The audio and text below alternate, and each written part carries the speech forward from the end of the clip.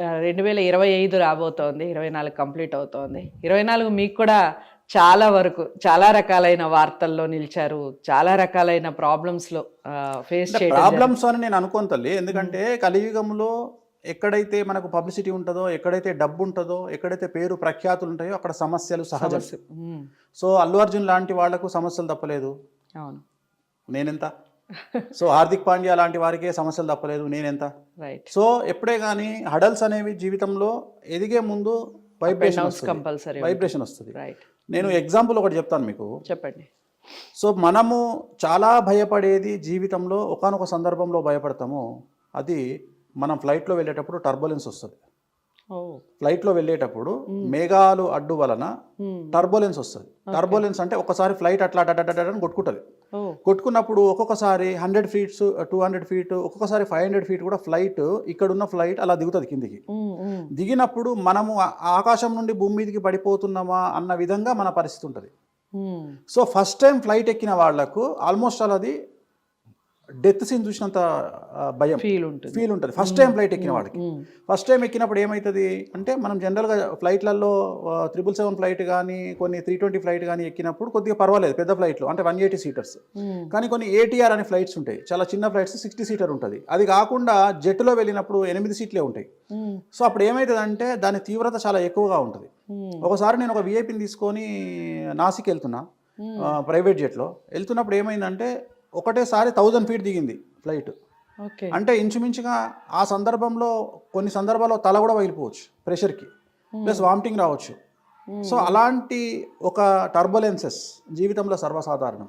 కానీ ఫ్లైట్ ఎక్కే వాళ్ళకే తెలుస్తుంది టర్బులెన్స్ అంటే ఏంది అనేది. రెండవది ఏంటంటే, ఒకటోసారి ఎక్కినప్పుడు విపరీతమైన భయపడతాం, సెకండ్ టైం ఎక్కినప్పుడు 80% భయపడతాం, మూడోసారి ఎక్కినప్పుడు 50% భయపడతాం, నాలుగోసారి ఎక్కినప్పుడు 25% భయపడతాం, ఐదోసారి నుండి భయమే ఉండదు. అంటే వి ప్రిపేర్ ఫర్ ఇట్ అన్నట్టు. టర్బులెన్స్ వస్తుంది అంటే ఆయన చెప్తాడు మనకు, పైలట్ ఏం చెప్తాడు, టర్బులెన్స్ వస్తుంది సీట్ బెల్ట్ పెట్టుకోండి అంటాడు. అనగానే దర్ ఫ్లైట్ ఇట్లా కొట్టుకుంటుంది. అప్పుడు ఏమవుతుంది, నార్మల్గా మనం పక్కవాడితో మాట్లాడుకుంటూ కూర్చుంటాం. అంటే ఒక్కసారి వస్తేనే దాని విలువ. నేను పుట్టినప్పటి నుండి అట్లాంటి టర్బులెన్స్ల మధ్యలోనే పెరిగిన. సో నాకు అసలు నథింగ్. రెండోది ఇంకొక విషయం ఏంది, టర్బులెన్స్ ఫేస్ చేయాలి అంటే ఫస్ట్ నువ్వు ఫ్లైట్ ఎక్కాలి. అంటే ఫ్లైట్ ఎక్కే స్థాయి ఉన్న వాళ్ళు మాత్రమే అర్థం చేసుకోగలిగింది టర్బులెన్స్. సో ప్రతి వాళ్ళు లైఫ్లో ఫ్లైట్ ఎక్కాలని రూల్ ఏం లేదు. సో ఫ్లైట్ ఎక్కినప్పుడు మాత్రమే అర్థమవుతుంది. ఫ్లైట్ ఎక్కినప్పుడు ఎన్ని రకాల ప్రమాదాలు జరుగుతాయి అంటే, ఇంత సైన్స్, మా సైన్స్ గొప్పది అని చెప్పుకుంటారు కొంతమంది మూర్ఖులు. శాస్త్రాల కంటే, జ్యోతిష్యానికంటే, పాండిత్యం కంటే, వేదాల కంటే మా సైన్స్ గొప్పది అనుకునే మూర్ఖులు కూడా ఫ్లైట్ ఎక్కగానే ఫస్ట్ ఫ్లైట్లో చెప్పేది ఏంది మనకు, ఎయిర్ హోస్టెస్ అంటే సీట్ బెల్ట్ పెట్టుకోండి, ఈ ఫ్లైట్ ఎక్కడైనా పడిపోవచ్చు, నీళ్ళల్లో పడిపోయినప్పుడు ఇది చేసుకోండి, ఆక్సిజన్ అందకపోతే ఇది తీసుకోండి. అంటే నీకే గ్యారంటీ లేదు, నువ్వు హైదరాబాద్ నుండి ఢిల్లీ పోతున్నావు, ఢిల్లీలో దిగుతావా, లేకపోతే హైదరాబాద్లో దిగుతావా, లేకపోతే మధ్యలో దిగుతావా, పడిపోతావా. అంటే ప్రతిసారి ఫ్లైట్ ఎక్కినప్పుడు ఖచ్చితంగా లైఫ్ అనేది థ్రెట్లోనే ఉంటుంది. మన చేతిలో ఆ 180 మంది జీవితాలన్నీ పైలట్ చేతిలో ఉంటాయి. సో ఆ పైలట్ మన అందరి జీవితాలు ఫ్లైట్ చేతిలో ఉంటాయి, ఎటన్నా పోవచ్చు. సో ఈ టర్బులెన్స్లు అనేటువంటివి ఎట్లయితే నేను ఫేస్ చేసినో లైఫ్లో, అంటే ఆ స్థాయికి వెళ్తే ఫేస్ చేయాల్సిన పరిస్థితి. అట్లనే జీవితంలో ఈ స్థాయికి వచ్చినప్పుడు ఇలాంటి టర్బులెన్స్లు అనేటువంటివి సమాజంలో ఫేస్ చేయడం సర్వసాధారణము. సో వీటికి భయపడే స్థాయిలో వేణుస్వామి లేడు. వేణుస్వామికి నో రిగ్రెట్స్, ఏవైనా ఫేస్ చేయడానికి వేణుస్వామి సిద్ధంగా ఉన్నాడు. సో ప్రస్తుత దేశకాలమాన పరిస్థితులలో జైలుకు పోయిన ప్రతి ఒక్కళ్ళు ముఖ్యమంత్రులు అయినటువంటి సందర్భంలో, సో అది పెద్ద విషయం కాదు. జైలుకు పోవడం అనేది పెద్ద విషయం కాదు, లేకపోతే 10 మంది మనల్ని రాళ్ళేసి కొట్టడం అనేది విమర్శ పెద్ద గొప్పతనం ఏం కాదు. ఇవన్నీ చాలా అవతలోడు అనుకుంటాడు. అవతలోడు ఏమనుకుంటాడు, ఏనుగు పోతున్నప్పుడు ఒక ఏనుగు పోతుందట రోడ్డు మీద, పోతుంటే 10 చీమలు దాని ముందు నుండి పోతున్నాయట. 10 చీమలు దాని ముందు నుండి పోకుంటూ దాంట్లో ఒక చీమ అన్నదట, అరే ఇది ఏనుగుకి ఇంత కూడా బుద్ధి లేదు, మనం 10 మంది ఉన్నాం, మనం నలిపేస్తాం దాన్ని, అసలు అది ఏమనుకుంటుంది, అది ఆగాలి కదా మనల్ని చూసి అన్నదట. అంటే ఇంకో చీమ అన్నదంట, లైట్ తీసుకురా పాపం, వాడి కళ్ళు కూడా సరిగా కనిపించాయి. అంటే వీళ్ళు కామెడీ చేసుకుంటున్నారు ఎవరిని, ఏనుగుని చూసి. అట్లా సమాజంలో మన గురించి తెలియక సోషల్ మీడియాలో మన గురించి కామెంట్లు పెట్టే వాళ్ళను, మన గురించి తిట్టే వాళ్ళను పట్టించుకుంటే మన లైఫ్ ముందుకు పోదు. వాళ్ళు ఎవరో వ్యక్తిగతంగా నాకు తెలియదు. నాకు లక్షల్లో ఫ్యాన్స్ ఉంటారు. మహా అంటే మనం పెట్టుకునే వీడియోల కింద మహా తిడితే 50 కామెంట్లు ఉంటాయి. లక్షల్లో ఉంటారా, కోట్లలో ఉంటారా ఫ్యాన్స్? లక్షల్లో ఉంటారు. కోట్లు అనేది అతిశయోక్తి కావచ్చు, మేబీ లక్షల్లో ఉంటారు. చెప్పలేము, నాకు తెలియదు కదా. డైరెక్ట్ గా నాతో వచ్చి మాట్లాడే వాళ్ళ సంఖ్య లక్షల్లోనే ఉంటుంది. సో నా ఫ్యాన్స్ లక్షల్లో ఉంటారు. ఉన్నప్పుడు ఏమవుతుందంటే నా గురించి చెడుగా పెట్టే వాళ్ళు మహా అంటే 50 మంది నాకు తెలిసి. సో అది కూడా వాంటెడ్లీ ఆర్గనైజ్డ్గా పెట్టే వాళ్ళే ఉంటారు. సో ఈ 50 కామెంట్ల కోసము నా సర్కిల్ను చూసుకొని నేను తగ్గేటువంటి క్వశ్చనే లేదు. సో నాకుండే రెప్యుటేషన్ నాదే. ఓకే. ఇంకోటమ్మా, మనము any publicity is good publicity. అదే మీరు ఇంతకుముందు కూడా పబ్లిసిటీ గురించి మాట్లాడుతూ నాకు ఇంత నెగిటివ్ కామెంట్స్ వస్తున్నాయి అంటే జనాన్ని నన్ను పొగుడుతున్నట్టుగా నేను ఫీల్ అవుతాను, ఎందుకంటే నేను అంత పబ్లిసిటీ కాదమ్మా. చిన్న ఎగ్జాంపుల్ చెప్తా. ఇప్పుడు డాక్టర్లు అనగానే హైదరాబాద్ రేంజ్లో, తెలుగు రాష్ట్రాల రేంజ్లో కడుపుకు సంబంధించిన డాక్టర్ ఎవరు అంటే ఫస్ట్ గుర్తొచ్చే పేరు నాగేశ్వర రెడ్డి గారి పేరు. ఫస్ట్ గుర్తొచ్చే పేరు Nageswara Reddy, AG hospital owner. Okay. అదే మోకాళ్ళు అనగానే గుర్తొచ్చే పేరు గురువారెడ్డి గారు. అవును, గురువారెడ్డి గారు. ఓకే. సో అట్లా ప్రతి దాంట్లో ఒకళ్ళ పేరు గుర్తొస్తే వాళ్ళ లైఫ్ ఎక్కడో ఉన్నట్టు. అట్లా తెలుగు రాష్ట్రాల్లో ఎవరి పేరు గుర్తొస్తుంది? వేణుస్వామి. 100% కాదు, 1,00,00,000% నా పేరు గుర్తొస్తుంది. అది అచీవ్మెంటే కదా. అది అచీవ్మెంట్ కాకుండా అది తప్పెట్లయితుంది. సో చాలా పెద్ద విషయం అది. నేను అనేది ఏంటంటే ఆ బ్రాండ్ ఇమేజ్ క్రియేట్ చేసుకోవడానికి నేను పడ్డ కష్టము సహజం. There is no development in comfortable zone. ఎప్పుడు డెవలప్మెంట్ అనేది కంఫర్టబుల్ జోన్లో ఉండదు. మనం గిరిగించుకొని ఒక 4 గీతలు గీసుకొని ఆ గీతల మధ్యలో జీవితాన్ని ప్రారంభిస్తే మన జీవితానికి ఎప్పుడు డెవలప్మెంట్ ఉండదు. మనం ఎప్పుడు మన రిస్క్ తీసుకోవాలి. ఉదాహరణ, హైదరాబాద్లో జాబ్ చేస్తే, ఇప్పుడు ఉదాహరణ ఒక మామూలు జాబ్ చేస్తున్నాం, మామూలు జాబ్ చేస్తే 20,000 వస్తాయి. నేనేం చెప్తా, అరే మీరు 20,000 జాబ్ వదిలేసి సీదా వెళ్ళిపోయి ఒక మంచి వైన్స్ చూసుకొని, వైన్స్ ఓనర్ను బతిమలాడుకొని దాని ముందు ఒక మిరపకాయ బజ్జీల షాప్ పెట్టుకోండి. ప్రతిరోజు 80,000 సంపాదిస్తారు. డబ్బు ముఖ్యం. డిగ్నిటీ ఆఫ్ లేబర్తోని డబ్బు ముఖ్యం. 80,000 రూపాయలు సంపాదిస్తారు మీరు పర్ డే, నేను చెప్పేది.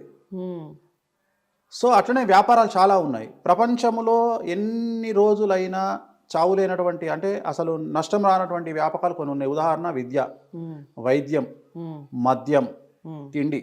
ఈ 4కి దోకాలేదు ప్రపంచంలో. ఈ 4ను మీరు ఈ 4లో ఏది పెట్టుకున్నా జీవితం సాఫీగా వెళ్ళిపోతుంది. డబ్బులు హ్యాపీగా సంపాదించుకుంటారు. సో సహజం. అంటే ఎప్పుడే కానీ నేను ఏమంటానంటే, జ్యోతిష్యం కాకుండా వేణుస్వామికి ఏవైనా వ్యాపకాలు ఉన్నాయి? చాలా ఉన్నాయమ్మా, చాలా ఉన్నాయి. ఎందుకున్నాయంటే నన్ను అంటే నేను ప్రిపేర్ అయ్యి ఉన్నా. ఎందుకంటే నన్ను ఎక్కడనో ఒక దగ్గర ఎవరో ఒకళ్ళు నన్ను ఏదో డిస్టర్బ్ చేయడానికి ప్రయత్నం చేస్తారు. చేసిన రోజు ఖచ్చితంగా నేను నిలబడాలి అంటే నేను చెప్పే ఒక సింగిల్ పాయింట్ ఎజెండా. మోటివేషన్లో నేను నా క్లయింట్లకు ఏం చెప్తా అంటే, జీవితంలో మనం 100 మెట్లు ఎక్కి 100వ మెట్టు తర్వాత చనిపోతాం. అంటే హైట్స్ అనేది 100వ మెట్టు. ఉదాహరణ ఒక రాజకీయాల్లో తీసుకుంటే ప్రధానమంత్రి అనేది 100వ మెట్టు. ఓకే. ముఖ్యమంత్రి అనేది రాష్ట్ర స్థాయిలో తీసుకుంటే ముఖ్యమంత్రి అనేది 100వ మెట్టు. సో అట్లా ప్రతిదీ ఉండే. ఐఏఎస్ అంటే ఒక చీఫ్ సెక్రటరీ స్థాయి 100వ మెట్టు. ఐపీఎస్ అంటే డీజీపీ స్థాయి 100వ మెట్టు. ఇట్లా అన్ని మెట్లలో మనం ఎదుగుతున్న క్రమంలో, ఇప్పుడు ఉదాహరణ నేను 60వ మెట్టు మీద ఉన్నా అనుకుంటే నేనేమంటా అంటే 60వ మెట్టు మీదనే చనిపోవాలంట. 59కి కూడా రావద్దు. ఎక్కితే 61 ఎక్కాల, లేదంటే 59 మాత్రం పోవద్దు, 60లో చచ్చిపోవాలి. సో అలా నేను పెట్టుకొని మోటివేషన్ చేసుకొని నేను వెళ్తున్న స్థాయిలో, ఒకవేళ జ్యోతిష్యం అనేది ఏమైనా డిస్టర్బెన్స్ అయితే నేను రియల్ ఎస్టేట్ చేస్తాను. ఓకే. నాకు రియల్ ఎస్టేట్ వ్యాపకాలు ఉన్నాయి. ప్లస్ నేను ఇతరత్ర నాకు చాలా వ్యాపకాలు. నాకు సెలూన్ ఉంది, పబ్బు ఉండే. యాక్చువల్గా ఈ మధ్యకాలంలో చాలా సమస్యలు వస్తున్నాయని పబ్బు తీసేసిన. తర్వాత ఇప్పుడు వేరే చిన్న చిన్న ఏవో ఒక బోటిక్ లాంటిది, ఒక సెలూన్ లాంటిది ఏవో పెట్టుకొని నడిపించుకుంటున్నాను. ఎందుకంటే సైడ్ ఇన్కమ్ ఉండాలి. ఇక్కడ ఏమైనా డిస్టర్బ్ అయినప్పుడు ఎప్పుడు లైఫ్లో ఫైనాన్షియల్గా పడిపోవద్దు అనేది నా ఉద్దేశం. అందుకని నేను చాలా ఇంతమందికి మనం అడ్వైజ్ చేసినప్పుడు మనం చాలా ప్రీ ప్లాన్డ్గా ఉండాలి. రెండోది ఏంటంటే, ప్రతి ఒక్కడు ఏం మాట్లాడతాడు, అసలు వేణుస్వామి జాతకమే బాగుంటే వేణుస్వామి జాతకాలు ఎందుకు చెప్పుకుంటాడు అంటే, వేణుస్వామి బాగున్నాడు కాబట్టే అందరికీ చెప్తున్నాడు. అంటే ఫైనాన్షియల్గా బాగుండాలి ఫస్ట్ వేణుస్వామి. ఎందుకంటే మరి ఇన్ని పూజలు చేస్తే నువ్వు ఎట్లా సక్సెస్ అయినావు, నువ్వు సక్సెస్ కాకుండా వేరేటోడు ఎట్లా సక్సెస్ అవుతాడు అంటే, వేణుస్వామి సక్సెస్ అయిన తర్వాతనే వేరేవాడు సక్సెస్ అవుతాడు. సో వేణుస్వామి సక్సెస్ అయిన తర్వాతనే జ్యోతిష్యం చెప్తున్నాడు. మళ్ళీ వాళ్ళే అంటారు వేణుస్వామికి ఇన్ని డబ్బులు ఎక్కడి అని. అంటే నేను అదే చెప్తున్నా. అంటే తిట్టాలనుకునే నోరు నాలుక ఎటుపడితే అటు తిరుగుతుంది కాబట్టి ఏదన్నా మాట్లాడవచ్చు. నేను ప్రిపేర్ అయ్యి ఉన్నా. సో నేను ప్రిపేర్ అయ్యి ఉన్నా. నేను ఇది కాకుండా ఇంకా 100 చేసుకుంటా, ఇవి కాకుండా ఇంకా 100 చేసుకోవడానికి సిద్ధంగా ఉన్నా. రెండవది, నాకు అంత నెసిటీ కూడా లేదు. కారణం ఏంటంటే, నాతో పాటు నా వైఫ్ కూడా సంపాదిస్తుంది. తను 2 షోలు చేస్తే చాలు సంవత్సరానికి. సో ప్రాబ్లమే లేదు. నెలకు 2 షోలు చేస్తే చాలు. సో సంవత్సరం మొత్తం 10 షోలు చేసుకుంటే నేను హ్యాపీగా కాలమే కాలేసుకొని బతకొచ్చు. సో టెన్షన్ లేదు. రైట్. సో ఫ్యామిలీ లైఫ్ అన్నారు కాబట్టి ఇద్దరు కలిసి క్రికెట్ చూస్తారా, మీకు మాత్రమే క్రికెట్ పిచ్ ఉందా? క్రికెట్ పిచ్ చాలా ఉందమ్మా. అదే చాలా షోస్ వెళ్ళినట్టుగా చూసా. నేను ఆస్ట్రేలియా కూడా వెళ్ళినా, నేను లండన్ కూడా వెళ్తా. నాకు ఎక్కడైనా అంటే అంటే ఆ మజా ఉన్న మ్యాచ్లకు వెళ్ళేవాడిని, బట్ ఆస్ట్రేలియా మ్యాచ్ తర్వాత నేను వెళ్ళడం మానేసిన. ఎందుకంటే ఏమైతుంది అంటే ఈ సోషల్ మీడియా యుగం వచ్చిన తర్వాత నేను చెప్పిన దాన్ని వాళ్ళు ఇష్టం వచ్చినట్టు దాన్ని ఎడిట్ చేసుకొని నన్ను చాలా డిగ్రేడ్ చేయడానికి చాలా తీవ్రమైన ప్రయత్నాలు చేస్తూ ఉన్నారు.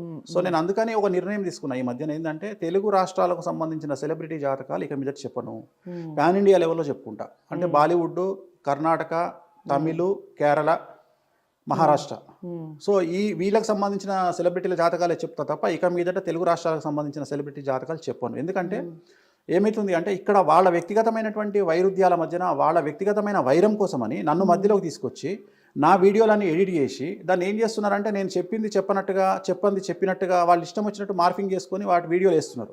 సో దానివల్ల నాకు వచ్చే నష్టం ఏం లేదు, కాకపోతే ఆ చికాకులు నాకు అనవసరం అనిపిస్తున్నాయి. అంటే ఎందుకు చెప్పాలా, ఓ సందీప్ రెడ్డి వంగాలాగా అర్జున్ రెడ్డి సినిమా తీసిన తర్వాత ఆయనను మన దగ్గర విపరీతంగా ట్రోల్ చేసిరు, తిట్టిరు. ఆయన తిక్కబుట్టి ఏం చేసిండు, చక్కగా పోయి బాలీవుడ్లో సినిమాలు చేసుకుంటుండు.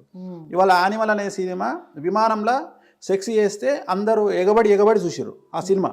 అసలు ఆ సినిమా మనం చూసే కల్చర్ కాదు. అదే తెలుగు సినిమా తీసుంటే బండబూతులు తిట్టేవాళ్ళు. అది బాలీవుడ్ లెవెల్లో ఇవాళ 700 కోట్లు వసూలు చేసింది ఆ సినిమా.